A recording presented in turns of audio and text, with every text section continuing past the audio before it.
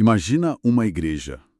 É uma igreja bem clássica, tipo aquelas imponentes numa cidadezinha do interior, sabe? Aham, daquelas bem tradicionais. Exato. E bem lá no alto, na ponta daquela cruz que aponta lá para os céus, tem um para-raios. Sim, o clássico para-raios de cobre. Pois é, que se a gente parar para pensar é tipo o símbolo supremo da engenharia humana, da física atmosférica, né? E ele tá lá parafusado diretamente em cima do maior símbolo da fé. É uma imagem bem contrastante, né? Muito. E o nosso mergulho profundo de hoje vai tentar entender justamente isso. O motivo pelo qual, as mentes mais críticas, racionais e intelectualizadas da nossa sociedade olham para essa exata imagem e falham miseravelmente em enxergar o para-raios. É como se houvesse um ponto cego ali. Exatamente. A gente vai explorar as ideias de um ensaio de maio de 2026, escrito por Leandro Schemer, chamado A Igreja e o Para-Raios, uma crítica à crítica.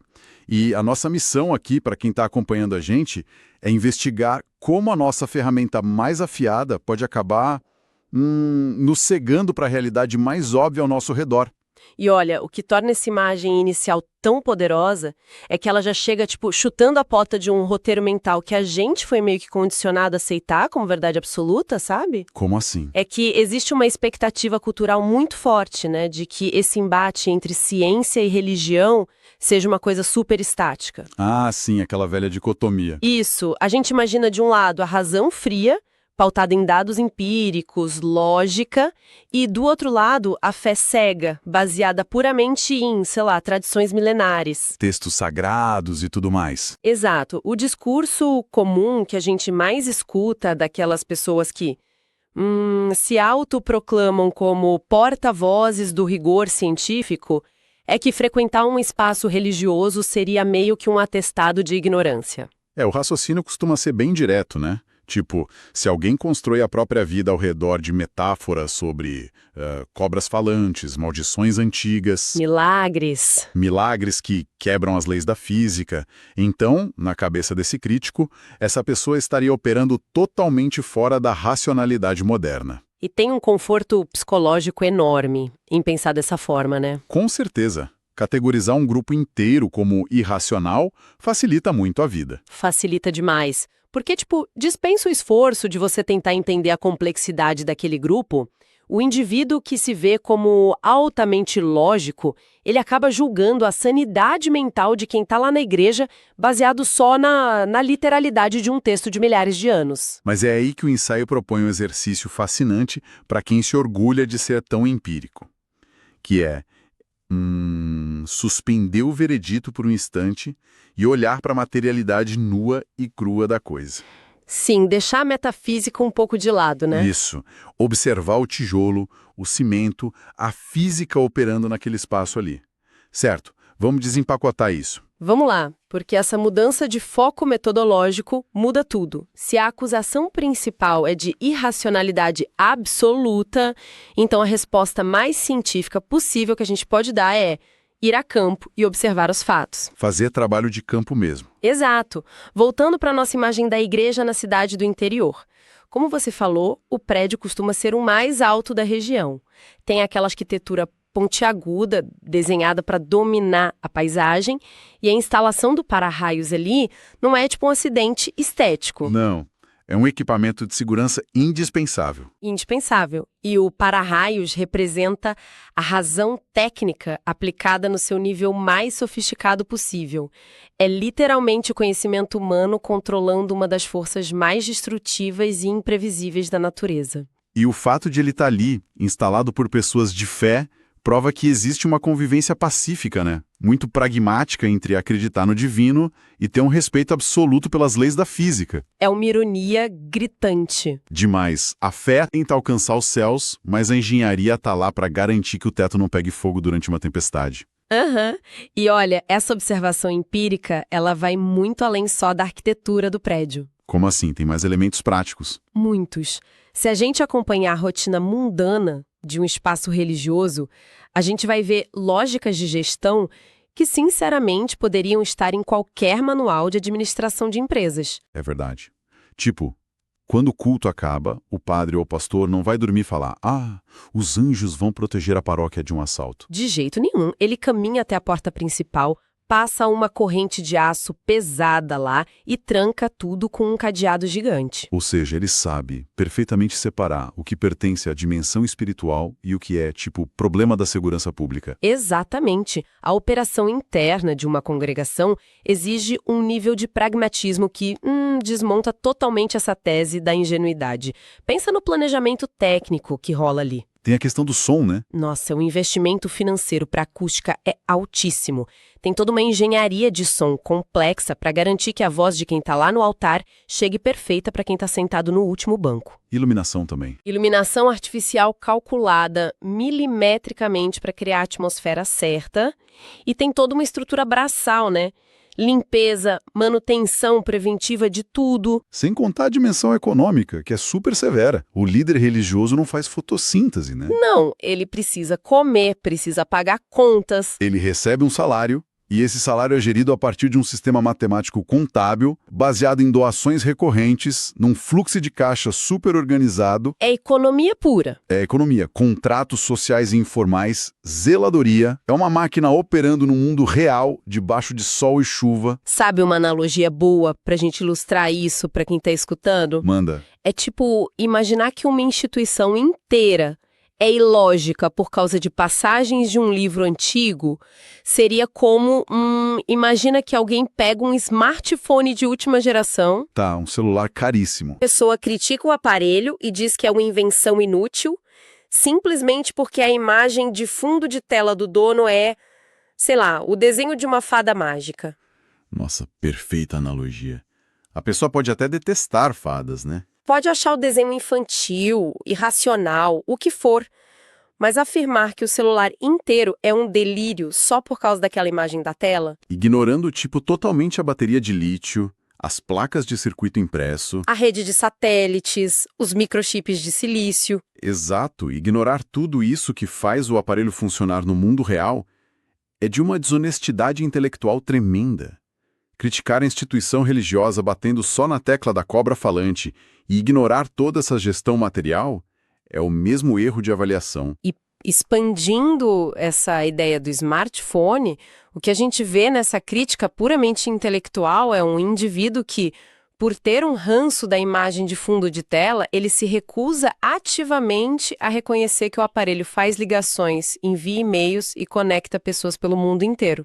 Ele pega a complexidade gigantesca da máquina e reduz tudo a uma escolha estética que ofende o ego dele. Exatamente. E isso nos leva a um outro ponto muito interessante do texto. Porque se a estrutura física obedece a uma lógica estrita, né, uma lógica material, como é que se organiza o capital humano ali dentro? Ah, as pessoas. As pessoas. A engenharia social de uma igreja é tão ou até mais complexa do que o prédio de tijolos. O ensaio do Schemer mapeia isso com muita precisão. Mostrando que opera um ecossistema super dinâmico lá dentro, né? Muito dinâmico. É uma engrenagem que intervém direto na vida prática das pessoas. Não é só um monte de gente sentada ouvindo um discurso de forma passiva. O papel de suporte psíquico é absurdo. Pensa numa pessoa que entra no prédio tomada por, sei lá, angústias super profundas, crises familiares, às vezes vivendo um luto pesado. E muitas vezes essa pessoa não tem dinheiro ou acesso ao sistema de saúde mental formal, né? Pois é. Aí o líder religioso acaba atuando, na prática mesmo, como uma primeira linha de atendimento psicológico, um aconselhamento de crise ali na hora. É uma função social clara. E depois do rito coletivo, é extremamente comum a pessoa sair de lá emocionalmente estabilizada. Além de que o espaço funciona como um polo muito forte de criação de laços sociais, de confiança mútua. Você faz novas amizades nos encontros. É um ambiente historicamente conhecido por formar casais, por exemplo, e estruturar a rede de apoio de famílias inteiras. Quase como uma rede social presencial, mas com aplicações práticas que transbordam para a economia da cidade. Tipo, muita gente começa pequenos negócios ou consegue uma indicação para uma vaga de emprego batendo papo no pátio depois do culto. Sem falar na máquina de produção cultural, né? Nossa, sim. Uma quantidade absurda de jovens das periferias tem o primeiro e muitas vezes o único contato com o ensino gratuito de música erudita e popular lá dentro das igrejas. Eles aprendem instrumentos, entram em corais. Desenvolvem oratória, aprendem a liderar grupos. É um motor de mobilidade social e cultural muito tangível. Mas, pera um pouco. O que foi? Eu preciso fazer uma pausa legítima aqui. Porque nós estamos desenhando um cenário onde toda essa engenharia social soa quase como um paraíso, né? De comunidade, suporte mútuo e tal. Aham, eu sei onde você quer chegar. Porque, historicamente, a realidade material da igreja também inclui episódios bem sombrios. Com certeza. Foram essas mesmas estruturas que, ao longo dos séculos, acabaram justificando guerras, perseguições Perpetuaram opressões terríveis. e opressões que hoje a gente reconhece como barbáries, muitas vezes usando as próprias escrituras como escudo para isso. Então, se a gente focar só nas coisas boas, no acolhimento e na música, a gente não estaria cometendo exatamente o mesmo erro de omissão que a gente acabou de criticar no racionalista? Essa dúvida é absolutamente fundamental. Como é que a gente lida com o peso desse histórico problemático sem invalidar toda a análise? Olha, o que sustenta a argumentação do Schemer aqui é justamente que ele não tenta, em nenhum momento, fazer tipo uma faxina na história da instituição. Ele não passa pano, digamos assim. De jeito nenhum. Ele reconhece abertamente as práticas problemáticas no texto. A chave para entender isso é que o objetivo da análise dele não é emitir um certificado de pureza moral para a religião. Ah, entendi. O argumento central dele é sobre a densidade do fenômeno. A igreja é um sistema sociológico colossal e absurdamente contraditório, sabe? Ela carrega a luz e a sombra ao mesmo tempo. Isso. Ela tem dentro de si tanto a capacidade de organizar a solidariedade mais bonita e extrema, quanto a de fomentar intolerâncias terríveis. E é justamente por causa dessa dualidade complexa que surge a provocação do texto, né? Exato. A pergunta é: diante de um maquinário social desse tamanho, com impactos positivos e negativos tão gigantescos no mundo real, será que ficar apontando o dedo para incongruências literárias no livro do Gênesis é realmente a crítica metodológica mais inteligente a se fazer? Nossa. E aqui é que a coisa fica realmente interessante para quem está ouvindo a gente. Sim, é o grande ponto de virada. Porque se alguém acompanhou a nossa conversa até aqui, ia ter a forte impressão de que o propósito desse texto era montar uma defesa sociológica robusta a favor da religião, né? Para blindar a igreja contra os ataques da ciência. É o que parece, né? Eu confesso que eu mesmo achei que era esse o rumo das coisas. Mas, aprofundando o olhar agora, fica muito claro que a religião aqui não é o foco real do ensaio. Não é. Ela é, apenas um instrumento cirúrgico que o autor pegou emprestado para dissecar algo muito mais sutil. O verdadeiro alvo sob o microscópio não é o religioso, é o próprio crítico intelectual. Perfeito. É aquele racionalista militante que bate no peito para defender a lógica acima de tudo. A mudança de perspectiva no texto é um golpe de mestre, sabe? É genial. O que está sendo denunciado no fundo é a extrema pobreza analítica de quem se acha superior só por dominar a lógica formal. E a tese avança para mostrar que, quando a crítica se concentra só na suposta falta de lógica de um discurso metafísico, ela não está revelando um problema da religião. Não mesmo. Ela está revelando uma falha estrutural profunda no próprio modelo mental do crítico. Pessoas que são super intelectualizadas, que foram condicionadas a processar a vida primeiramente pela via lógica, elas acabam desenvolvendo uma espécie de miopia cognitiva. Elas reduzem o universo inteiro àquilo que pode ser colocado numa planilha ou num diagrama lógico. Exato. Se alguma coisa não tem uma coerência textual perfeita, elas simplesmente descartam, ignorando totalmente todas as engrenagens humanas pulsantes que estão por trás daquilo. Isso me faz pensar muito sobre como as nossas ferramentas moldam a nossa percepção da realidade, né? O velho ditado do martelo. Aquele conceito de que se você só tem um martelo na mão, todos os problemas começam a ter cara de prego. E o texto constrói uma analogia muito lúcida para explicar como esse viés cognitivo funciona na prática. A analogia do acidente, sim. Imagina uma situação de caos urbano repentino. um grave acidente de trânsito numa avenida que atrai um monte de gente ao redor. Certo. Se um policial rodoviário chegar à cena, o cérebro dele imediatamente vai processar os estímulos todos através da lente da segurança. Ele vai olhar e avaliar o risco secundário. Isso, controle de tráfego, isolar a área, ver as ameaças físicas ao perímetro. Mas aí, se um médico cruzar essa mesma esquina e ver o acidente, a percepção dele apaga completamente o trânsito da cabeça dele e foca só no aspecto biofísico. Quem está perdendo sangue, quem precisa de intubação rápida, onde estão os traumas no corpo. Exato. E a analogia continua mapeando outras mentes no mesmo espaço.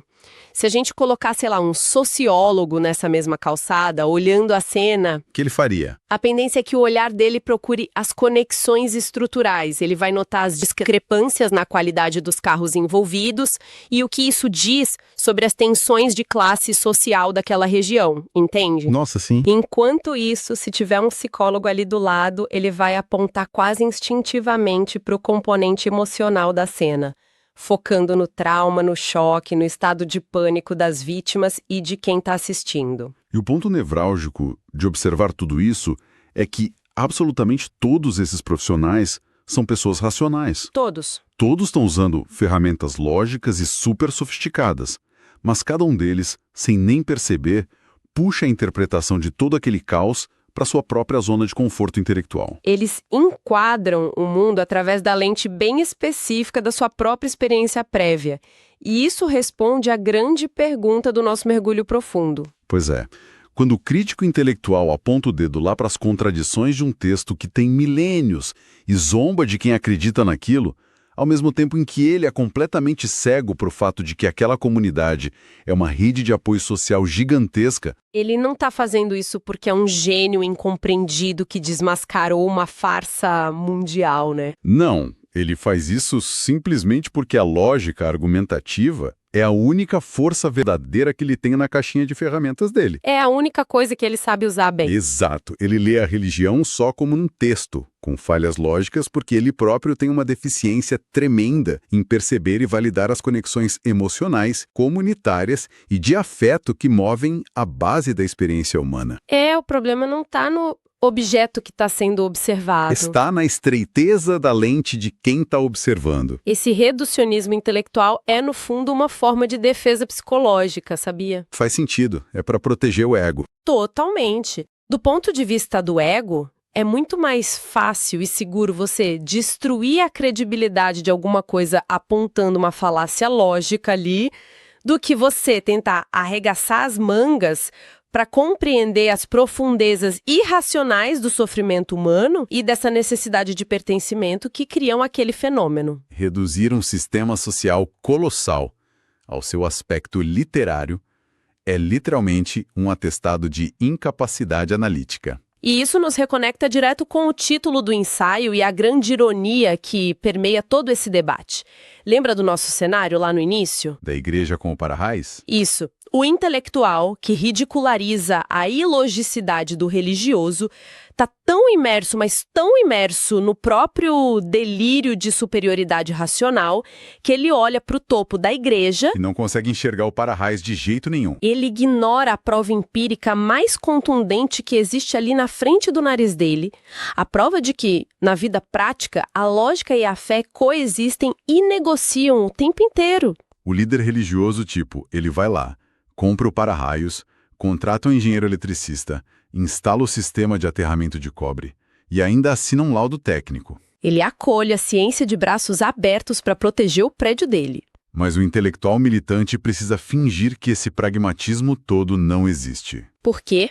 Porque admitir que o religioso é um ser complexo que funciona no mundo real arruinaria totalmente aquela teoria limpinha e conveniente que ele criou na própria cabeça. Ele precisa negar a realidade visível para manter a própria abstração teórica intacta, o que, ironicamente, é um comportamento profundamente irracional e super dogmático. O dogmatismo da razão é uma armadilha severa. Essa postura acaba criando intelectuais que operam só através de idealizações, né? Eles constroem uma imagem caricata na cabeça deles de um inimigo intelectual. Aquele ser primitivo, guiado só por instintos místicos e fumaça. Isso. E qualquer evidência do mundo real que não se encaixe perfeitamente nessa caricatura é sumariamente invisibilizada. Esse nível de abstração acaba meio que alienando o pensador da sua própria humanidade. Ele perde totalmente o contato com a lama e o suor das relações reais, né? Focar demais na análise técnica esvazia o fenômeno da vitalidade dele. Com certeza. Isso me faz imaginar uma situação muito peculiar, tipo, lá no mercado editorial. A do revisor. Conta essa. Imagina um revisor gramatical que é brilhante tecnicamente, sabe? O cara é um gênio da sintaxe, mas é extremamente rígido. Tá. Aí ele recebe o manuscrito de um romance devastador. Uma história linda, profunda, sobre amor, luto, superação. Daquelas que fazem qualquer ser humano normal desabar em lágrimas lendo. Uma obra-prima da emoção. Isso, ele passa semanas debruçado sobre aquele texto, mas a atenção dele, tá 100% focada em circular vírgula mal colocada. Caçando erro, né? Reclamando de regência nominal, brigando furiosamente com a estrutura sintática de uns parágrafos lá. Aí quando o livro é finalmente publicado, alguém chega para ele e pergunta: "Nossa, como é que você lidou com a profundidade daquela história de amor? Como é que você se sentiu no final?" E o que ele responde? O revisor olha super confuso e fala: "História de amor? Eu não vi nada disso, mas eu posso te garantir com 100% de certeza que esse autor tem uma dificuldade crônica em usar o pretérito mais que perfeito." Sensacional. O que essa situação escancara de um jeito maravilhoso é o custo real.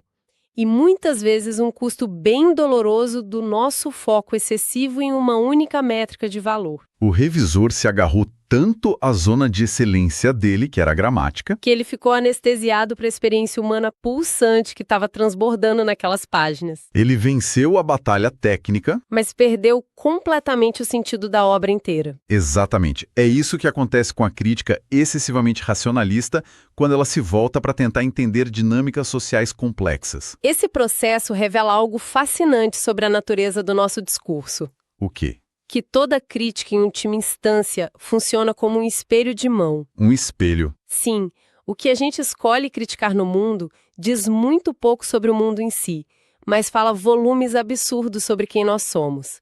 Falar sobre o outro é, invariavelmente, revelar a si mesmo. A crítica que a gente faz funciona meio que como um raio-x das nossas próprias competências e das nossas fraquezas ocultas. Perfeito! O revisor do seu exemplo ali provou para todo mundo que ele domina a sintaxe do idioma. E o racionalista militante prova para a plateia que ele domina os preceitos do método científico e do ceticismo. O que atende a uma vaidade intelectual bem legítima, né? Mas essa mesma análise, por ser tão afunilada, tão estreita, ela expõe de um jeito quase cruel as limitações dessas pessoas. O racionalista que ataca só a coerência lógica da escritura deixa gritante a inaptidão crônica dele para lidar com a bagunça que são os afetos humanos, a dificuldade dele de compreender o amparo social. E a paralisia dele diante daquelas angústias existenciais que simplesmente não podem ser resolvidas montando uma equação matemática, né? E é aqui que a gente alcança o coração epistemológico do texto do Schemer. O ponto alto da análise. Quando a gente abdica de refletir sobre quem nós somos no exato momento em que a gente está lá observando e julgando o mundo, a gente corre o risco altíssimo de produzir análises profundamente distorcidas. A gente passa a olhar para realidades orgânicas e tenta meio que forçar elas a caber dentro das nossas caixinhas super limitadas. O perigo metodológico é óbvio, né? A gente começa a pegar elementos que são meros coadjuvantes de uma dinâmica social gigantesca e eleva esses detalhes à categoria de protagonistas absolutos. Só porque eles caiam de se alinhar com a nossa habilidade analítica preferida. A gente transforma a exceção na regra para massagear a nossa própria inteligência. O que nos encaminha para o verdadeiro valor prático que a gente pode extrair de toda essa jornada de hoje. Porque, no fundo, o grande mérito desse texto passa muito longe de querer declarar quem é o vencedor nesse debate circular e cansativo entre a razão e a fé. Essa dicotomia fica até pequena perto da mensagem central, né? O que a gente tem aqui é um alerta muito sóbrio para qualquer pessoa que queira desenvolver uma capacidade crítica genuinamente refinada. Em qualquer área do conhecimento, diga-se de passagem. É um convite quase que urgente para a humildade intelectual. Nós precisamos entender e aceitar de vez que nenhuma reflexão teórica nasce num vácuo. A gente adora pensar que as nossas opiniões são Como algoritmos super puros processando dados de um jeito imparcial. Mas a gente não é computador. Longe disso. A crítica sempre é forjada por pessoas reais, feitas de carne e osso e emoção. Pessoas que carregam traumas, condicionamentos de classe, simpatias por certos modelos mentais. E, acima de tudo, vulnerabilidades que às vezes são assustadoras, né? Se a gente não mapear o nosso próprio terreno psicológico antes, a gente jamais vai entender o terreno do outro. E, convenhamos, essa postura de ficar sempre em vigilância sobre os nossos próprios preconceitos cognitivos nunca foi tão vital quanto agora, no cenário louco que a gente vive hoje. Totalmente. A gente vive submerso num oceano caótico de informações o tempo todo. Nós somos pressionados a consumir e emitir julgamento rápido assim num estalar de dedos sobre discursos inflamados. Polarizações extremas. Soluções fáceis para problemas que são incrivelmente difíceis. Se a gente não fizer o esforço constante de observar como a nossa própria lente está deformando o que a gente vê, A gente se torna refém das nossas melhores virtudes. A pessoa que não consegue enxergar os limites da própria lógica, ela acaba sendo emparedada dentro de uma bolha de certezas áridas. Fica incapaz de compreender o mundo na sua verdadeira riqueza. E olha, esse é um lembrete pesado de que o maior obstáculo para a verdadeira sabedoria não costuma ser ignorância pura e simples, sabe? é verdade, é mais sobre teimosia. Sim, é a recusa teimosa em mudar a nossa perspectiva.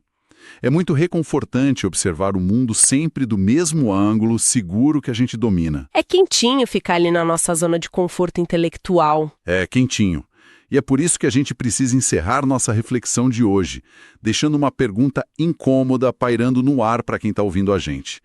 Um questionamento que vai muito além dos bancos das igrejas ou daquelas palestras científicas acaloradas. Qual é a provocação? Pense no seguinte: se a nossa ferramenta intelectual de maior orgulho seja a sua lógica cartesiana, o seu ceticismo aguçado ou aquele seu conhecimento técnico altíssimo na sua profissão, se isso pode agir de forma tão traiçoeira, atuando como uma viseira gigante que nos cega para elementos óbvios, como um para-raios brilhando em cima de um telhado. Quais outras paisagens humanas nós estamos interpretando com uma miopia catastrófica agora mesmo? Quando a gente analisa as artes, os grandes movimentos políticos, Ou até mais perto de casa, né? sim, até mesmo os nossos relacionamentos amorosos e os atritos dentro das nossas próprias famílias, será que nós não estamos passando por todas essas experiências riquíssimas como se fôssemos revisores obcecados só em caçar vírgulas fora do lugar? Perdendo a floresta inteira por causa de uma árvore. Exato. Perdendo completamente a beleza e a dor da história inteira, simplesmente porque a gente se recusa a tirar a nossa lente favorita do rosto para encarar a vida de um jeito diferente. É uma reflexão que dá muito pano para manga. Vale muito a pena dar um passo para trás e procurar onde os nossos próprios para-raios estão escondidos bem aí, à vista de todos, e a gente não está vendo. Um grande abraço para quem acompanhou a gente em mais essa análise de hoje e continuem desafiando o próprio ponto de vista.